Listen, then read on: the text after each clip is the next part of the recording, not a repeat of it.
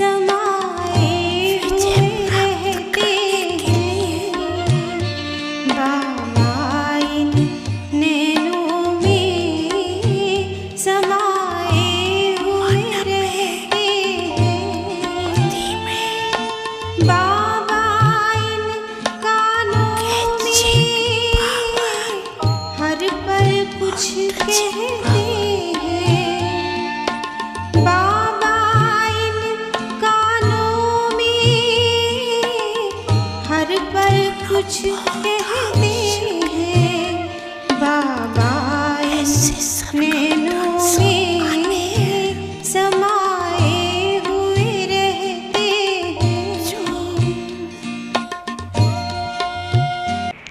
सर्वश्रेष्ठ रचना का फाउंडेशन स्नेह। आज बाप दादा अपने श्रेष्ठ आत्माओं की रचना को देख हर्षित हो रहे हैं। यह श्रेष्ठ व नई रचना सारे विश्व में सर्वश्रेष्ठ है और अति प्रिय है, क्योंकि पवित्र आत्माओं की रचना है। पवित्र आत्मा होने के कारण अभी बाप दादा को प्रिय हो और अपने राज्य में सर्व के प्रिय होंगे। द्वापर में भक्तों के प्रिय देव आत्माएं बनेंगे। इस समय हो परमात्मा प्रिय ब्राह्मण आत्माएं, और सतयुग त्रेता में होंगे राज्य अधिकारी परम श्रेष्ठ देवी आत्माएं, और द्वापर से अब कलयुग तक बनते हो पूज्य आत्माएं। तीनों में से श्रेष्ठ हो इस समय परमात्मा प्रिय ब्राह्मण सो फरिश्ता आत्माएं।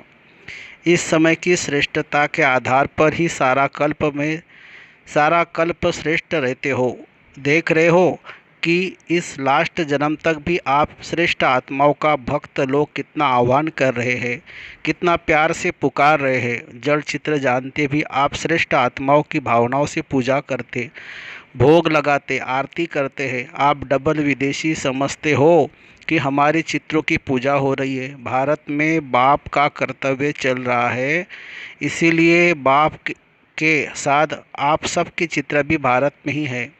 ज़्यादा मंदिर भारत में बनाते हैं। यह नशा तो है ना कि हम ही पूज्य आत्माएं हैं, सेवा के लिए चारों ओर विश्व में बिखर गए थे। कोई अमेरिका तो कोई अफ्रीका पहुंच गए, लेकिन किस लिए गए हो? इस समय सेवा के संस्कार स्नेह के संस्कार है। सेवा की विशेषता है, सेवा की विशेषता है ही स्नेह। जब तक ज्ञान के साथ रूहानी स्नेह की अनुभूति नहीं होती तो ज्ञान कोई नहीं सुनेगा। आप सब डबल विदेशी बाप के बने तो बाप आप सबका फाउंडेशन क्या रहा? बाप का स्नेह, परिवार का स्नेह, दिल का स्नेह, निस्वार्थ स्नेह। जिसने श्रेष्ठ आत्मा बनाया तो सेवा का पहला सफलता का स्वरूप हुआ स्नेह। जब स्नेह में बाप के बन जाते हो तो फिर कोई भी ज्ञान की पॉइंट सहज स्पष्ट होती है। जो स्नेह में नहीं आता वह सिर्फ ज्ञान को धारण कर आगे बढ़ने में समय भी लेता, मेहनत भी लेता, क्योंकि उनकी वृत्ति क्या कैसे इसमें ज़्यादा चली जाती है। और स्नेह में जब लवलीन हो जाते तो स्नेह के कारण बाप का हर बोल स्नेह लगता, क्वेश्चन समाप्त हो जाते। बाप का स्नेह आकर्षित करने के कारण क्वेश्चन करेंगे तो भी समझने के रूप से करेंगे। अनुभवी होना। जो प्यार में खो जाते हैं तो जिससे प्यार है उसको वह जो बोलेगा उनको वह प्यार ही दिखाई देगा। तो सेवा का मूल आधार है स्नेह। बाप भी सदैव बच्चों को स्नेह से याद करते हैं, स्नेह से बुलाते हैं, स्नेह से ही सर्व समस्या से पार कराते हैं। तो ईश्वरीय जन्म का, ब्राह्मण जन्म का फाउंडेशन है ही स्नेह। स्नेह के कारण फाउंडेशन वाले को कभी भी कोई मुश्किल बात नहीं लगेगी। स्नेह के कारण उमंग उत्साह रहेगा। जो भी श्रीमत बाप की है हमें करना ही है, देखेंगे करेंगे, यह स्नेही के लक्षण नहीं। बाप ने मेरे प्रति कहा और मुझे करना ही है, यह है स्नेही आशिक आत्माओं की स्थिति। स्नेह हलचल वाले नहीं होंगे, सदा बाप और मैं, तीसरा न कोई। जैसे बाप बड़े ते बड़ा है, स्नेह आत्माएं भी सदा बड़ी दिल वाली होती है। छोटी दिल वाले थोड़ी थोड़ी बात में मुंझेंगे, छोटी बात भी बड़ी हो जाएगी। बड़ी दिल वालों के लिए बड़ी बात छोटी हो जाएगी। डबल विदेशी सब बड़ी दिल वाले हो ना। बाप दादा सभी डबल विदेशी बच्चों को देख खुश होते हैं। कितना दूर देश से परवाने शमा के ऊपर फिदा होने पहुंच जाते हैं। पक्के परवाने हैं। आज अमेरिका वालों का टर्न है। अमेरिका वालों को बाप कहते हैं आ मेरे, अमेरिका वाले भी कहते हैं आ मेरे। यह विशेषता है ना। वृक्ष के चित्र में आदि से विशेष शक्ति के रूप में अमेरिका दिखाया हुआ है। जब स्थापना हुई तो अमेरिका को बाप ने याद किया। विशेष पाठ है ना। जैसे एक विनाश की शक्ति श्रेष्ठ है, दूसरी क्या विशेषता है? विशेषताएं तो स्थान की ही है, लेकिन अमेरिका की विशेषता यह भी है एक तरफ विनाश की तैयारियां भी ज़्यादा है, दूसरी तरफ फिर विनाश को समाप्त करने की यूएन भी वहाँ है। एक तरफ विनाश की शक्ति, दूसरी तरफ सभी को मिलाने की शक्ति, तो डबल शक्ति हो गई ना। वहाँ सभी को मिलाने के लिए प्रयत्न करते हैं, तो वहाँ से ही फिर यह रूहानी मिलन का भी आवाज़ बुलंद होगा। वह लोग तो अपनी रीति से सभी को मिलाकर शांति का प्रयत्न करते हैं, लेकिन यथार्थ रीति से मिलाना तो आप लोगों का ही कर्तव्य है ना। वह मिलाने की कोशिश करते भी है, लेकिन कर नहीं पाते। वास्तव में सभी धर्म की आत्माओं को एक परिवार में लाना, यह है आप ब्राह्मणों का वास्तविक कार्य। यह विशेष करना है। जैसे विनाश की शक्ति वह श्रेष्ठ है, ऐसे ही स्थापना ही शक्ति का आवाज़ बुलंद हो। विनाश और स्थापना साथ साथ दोनों झंडे लहरावे, एक साइंस का झंडा और एक साइलेंस का। साइंस की शक्ति का प्रभाव और साइलेंस की शक्ति का प्रभाव दोनों जब प्रत्यक्ष हो, तब कहेंगे प्रत्यक्षता का झंडा लहराना। जैसे कोई वीआईपी किसी भी देश में जाते हैं तो स्वागत करने के लिए झंडा लगा लेते हैं ना। अपने देश का भी लगाते हैं और जो आता है उनके देश का भी लगाते हैं। तो परमात्मा अवतरण का भी झंडा लहरावे, परमात्मा कार्य का भी स्वागत करे, बाप का झंडा कोने कोने में लहरावे, तब कहेंगे विशेष शक्तियों को प्रत्यक्ष किया। यह गोल्डन जुबली का वर्ष है ना, तो गोल्डन सितारा सभी को दिखाई दे। कोई विशेष सितारा आकाश में दिखाई देता है तो सभी का अटेंशन उस तरफ जाता है ना। ये गोल्डन चमकता हुआ सितारा सभी की आंखों में वृद्धि में दिखाई दिया। यह है गोल्डन जुबली मनाना। यह सितारा पहले कहाँ चमकेगा? अभी विदेश में अच्छी वृद्धि हो रही है और होनी ही है। बाप के बिछुड़े हुए बच्चे कोने कोने में जा छिपे हुए व समय प्रमाण संपर्क में आ रहे हैं। सभी एक दो से सेवा में उमंग उत्साह से आगे बढ़ रहे हैं। हिम्मत से मदद भी बाप की मिल जाती है। नाउम्मीद में भी उम्मीदों के दीपक जग जाते हैं। दुनिया वाले सोचते हैं यह तो असंभव है, बड़ी मुश्किल है, और लगन निर्विघ्न बनाकर उड़ते पंछी के समान उड़ाते पहुंचा देती है। डबल उड़ाने से पहुँचे हो ना, डबल उड़ान से पहुँचे हो ना, एक प्लेन दूसरा बुद्धि का विमान। हिम्मत उमंग के पंख जब लग जाते हैं तो जहाँ भी उड़ना चाहे उड़ सकते हैं। बच्चों की हिम्मत पर बाप दादा सदा बच्चों की महिमा करते हैं। हिम्मत रखने से एक से दूसरा दीपक जगते। माला तो बन गई है ना। मोहब्बत से जो मेहनत करते हैं उसका फल बहुत अच्छा निकलता है। यह सभी के सहयोग की विशेषता है। कोई भी बात हो, लेकिन पहले दृढ़ता स्नेह का संगठन चाहिए, उससे सफलता प्रत्यक्ष रूप में दिखाई देती है।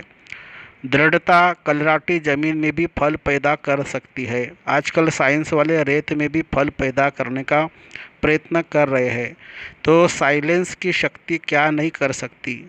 जिस धरनी को स्नेह का पानी मिलता है वहाँ के फल बड़े भी होते और स्वादिष्ट भी होते हैं। जैसे स्वर्ग में बड़े बड़े फल और टेस्टी भी अच्छे होते हैं, विदेश में बड़े फल होते हैं लेकिन टेस्टी नहीं होते। फल की शक्ल बहुत अच्छी होती है लेकिन टेस्ट नहीं। भारत के फल छोटे होते हैं लेकिन टेस्ट अच्छी होती है। फाउंडेशन तो सब यहाँ ही पड़ता।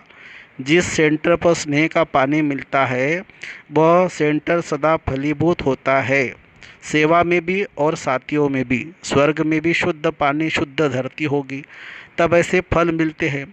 जहाँ स्नेह वहाँ वायुमंडल अर्थात धरणी श्रेष्ठ होती है। वैसे भी जब कोई डिस्टर्ब होता है तो क्या कहते हैं, मुझे और कुछ नहीं चाहिए, सिर्फ स्नेह चाहिए।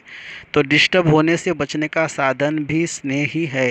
बाप दादा को सबसे बड़ी खुशी इस बात की है कि खोए हुए बच्चे फिर से आ गए। अगर आप वहाँ नहीं पहुँचते तो सेवा कैसे होती। इसलिए बिछोड़ना भी कल्याणकारी हो गया और मिलना तो है ही कल्याणकारी। अपने अपने स्थान पर सब अच्छे उमंग से आगे बढ़ रहे हैं और सभी के अंदर एक लक्ष्य है कि बाप दादा की जो एक ही आश है कि सर्व आत्माओं को अनाथ से सनाथ बना दे, ये आश हम पूर्ण करें। सभी को मिलकर जो शांति के लिए विशेष प्रोग्राम बनाया है वह भी अच्छा है। कम से कम सभी को थोड़ा साइलेंस में रहने का अभ्यास कराने के निमित्त तो बन जाएंगे। अगर कोई सही रीति से 1 मिनट भी साइलेंस का अनुभव करे तो वह 1 मिनट की साइलेंस का अनुभव बार बार उनको स्वतः ही खींचता रहेगा। क्योंकि सभी को शांति चाहिए लेकिन विधि नहीं आती है, संग नहीं मिलता है। जबकि शांति प्रिय सब आत्माएं हैं, तो ऐसी आत्माओं को शांति की अनुभूति होने से स्वतः ही आकर्षित होते रहेंगे। हर स्थान पर अपने अपने विशेष कार्य करने वाले अच्छे निमित्त बनी हुई श्रेष्ठ आत्माएं हैं, तो कमाल करना कोई बड़ी बात नहीं है। आवाज़ फैलाने का साधन है ही आजकल की विशेष आत्माएं। जितना कोई विशेष आत्माएं संपर्क में आती है तो उनके संपर्क से अनेक आत्माओं का कल्याण होता है। एक वीआईपी द्वारा अनेक साधारण आत्माओं का कल्याण हो, एक वीआईपी द्वारा अनेक साधारण आत्माओं का कल्याण हो जाता है। बाकी समीप संबंध में तो नहीं आएंगे। अपने धर्म में अपने पार्ट में उन्हों को विशेषता का कोई न कोई फल मिल जाता है। बाप को पसंद साधारण ही है, समय भी वह दे सकते हैं। उन्हों को तो समय भी नहीं है लेकिन वह निमित्त बनते हैं तो फायदा उन्हों को हो जाता है। अच्छा, पार्टियों से सदा अमर भव की वरदानी आत्माएं हैं, ऐसा अनुभव करते हो। सदा वरदानों से पलते हुए आगे बढ़ रहे हो ना। जिनका बाप से अटूट स्नेह है वह अमर भव के वरदानी है, सदा बेफिक्र बादशाह है। किसी भी कार्य के निमित्त बनते भी बेफिक्र रहना यही विशेषता है। जैसे बाप निमित्त तो बनता है ना, लेकिन निमित्त बनते भी न्यारा है, इसलिए बेफिक्र है। ऐसे फॉलो फादर सदा स्नेह की सेफ्टी से आगे बढ़ते चलो। स्नेह के आधार पर बाप सदा सेप कर आगे उड़ा के ले जा रहा है। यह भी अटल निश्चल है ना। स्नेह का रूहानी संबंध जुट गया, इसी रूहानी संबंध से कितना एक दो के प्रिय हो गए। बाप दादा ने माताओं को एक शब्द की बहुत सहज बात बताई है। एक शब्द याद करो, मेरा बाबा। बस मेरा बाबा कहा और सब खजाने मिले। यह बाबा शब्द ही चाबी है खजानों की। माताओं की चाबियां संभालना, माताओं को चाबियां संभालना अच्छा आता है, तो बाप दादा ने भी चाबी दी है। जो खजाना चाहे वह मिल सकता है। एक खजाने की चाबी नहीं है, सभी खजानों की चाबी है। बस बाबा बाबा कहते रहो तो अभी भी बालक सो मालिक और भविष्य में भी मालिक। सदा इसी खुशी में नाचते रहो। अच्छा, वरदान। निश्चय की अखंड रेखा द्वारा नंबर 1 भाग्य बनाने वाले विजय के तिलकधारी भव। जो निश्चय बुद्धि बच्चे हैं वह कभी कैसे व ऐसे के विस्तार में नहीं जाते। उनके निश्चय की अटूट रेखा अन्य आत्माओं को भी स्पष्ट दिखाई देती है। उनके निश्चय की रेखा की लाइन बीच बीच में खंडित नहीं होती। ऐसी रेखा वाले के मस्तक में अर्थात स्मृति में सदा विजय का तिलक नजर आएगा। जो वे जन्मते ही सेवा की जिम्मेवारी के ताजदारी होंगे, सदा ज्ञान रत्नों से खेलने वाले होंगे, सदा याद और खुशी के झूले में झूलते हुए जीवन बिताने वाले होंगे। यही है नंबर 1 भाग्य की रेखा। स्लोगन है, बुद्धि रूपी कंप्यूटर में फुल स्टॉप की मात्रा आना, माना प्रसन्न चित्त रहना।